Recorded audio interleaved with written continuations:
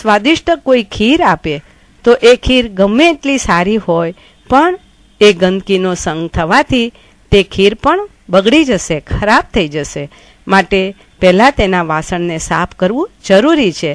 આવું જ આપણા આત્માનું છે. આત્મા મૂળ સ્વરૂપે શુદ્ધ છે, પરંતુ આવેલી પરિસ્થિતિમાં રાગ, દ્વેષ અને કશાયો કરીને કાર્મણ વર્ગણાને ગ્રહણ કરીને કર્મોથી મલિન બનાવે છે. માટે તે કર્મરૂપી અશુદ્ધિને દૂર કરવી પડશે. તેના માટે સૌથી ઉત્તમ ઉપાય ઇર્યાવૈયા કરવા દ્વારા એકેન્દ્રિયથી માંડી પંચેન્દ્રિય સુધીના જીવોની માફી માંગીને આત્માને કોમળ બનાવાય છે. પછી જે કાંઈ ધર્મક્રિયા કરીએ તેનું ઉત્તમ ફળ મળે. માટે જ નિશ્ચિત સૂત્ર આગમનું તેમાં કહ્યું છે કે કોઈ પણ ધર્મનું અનુષ્ઠાન કરતા પહેલાં ઇર્યાવૈયા કરવા જરૂરી છે. દાખલા તરીકે સ્નાન કર્યું, પાણીના જીવોને કિલામણા થઈને પછી આપણે દેરાસર જઈએ, ચપ્પલ પહેરી તો જીવોની વિરાધના થઈ. માટે દેરાસરમાં જઈ સૌ પ્રથમ નિસિહ કહી અને ઇર્યાવૈયા કરવાના છે. રાત્રિ દરમિયાન સૂક્ષ્મ જીવોની પથારી થઈ હોય માટે સૌ પ્રથમ સવારમાં ઉઠીએ એટલે વાસી ઝાડુ કાઢવું જોઈએ. પછી પ્રતિક્રમણ કરીએ. તેમાં આખી રાત્રિ દરમિયાન જે કાંઈ જાગતા અજાણતા નિદ્રામાં કર્મ બંધાયા હોય, વિચારો કર્યા હોય તેની માફી માંગવાની છે. સવારનું પ્રતિક્રમણ કદાચ ન થઈ શકતું હોય તો ભરહેસર સૂત્ર દ્વારા મહાપુરુષોને પ્રણામ કરવાના. જગામણી, જંકિંચી સૂત્ર, જાવંતે ચેયાઈંગ, જાવંત કેવસાઉ, સકલારથ સૂત્રો દ્વારા શાશ્વતા અને અશાશ્વતા તીર્થોને પ્રતિમાજીઓને અને સાધુઓને વંદન કરવાના.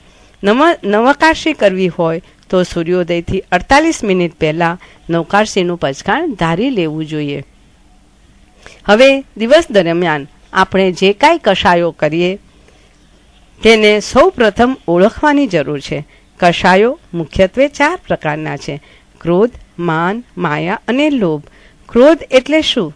જોર જોરથી બોલવું, ગુસ્સામાં આવીને બોલવું, લાલ પીળા થવું, આવેશમાં આવી જવું, શરીર ધ્રુજે, આંખોમાંથી આગ વરસે. હા, તેનાથી વિશેષ રિસાઈ જાય, સામાન્ય ન ગમે તેવી પ્રવૃત્તિ કરે, અબોલા લેવા, શરીર અને મનને તપાવે, એવો ક્રોધ વેરનું કારણ બને છે.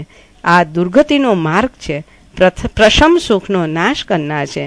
આગની જેમ ક્રોધ સૌ પ્રથમ પોતાના આત્માને, પોતાના સ્થાનને બાળે છે, પછીથી બીજાને બાળે ન પણ બાળે. આ ક્રોધને જીતવાનો ઉપાય ખરો?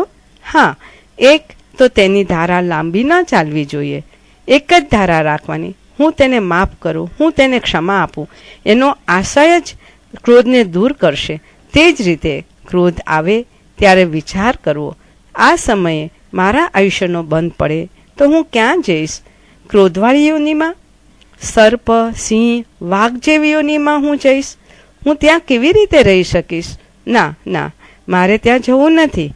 એના કરતાં હું ક્ષમા આપી દઉં તો મારા અને સામેવાળી વ્યક્તિના બંનેના આત્માને શાંતિ મળશે.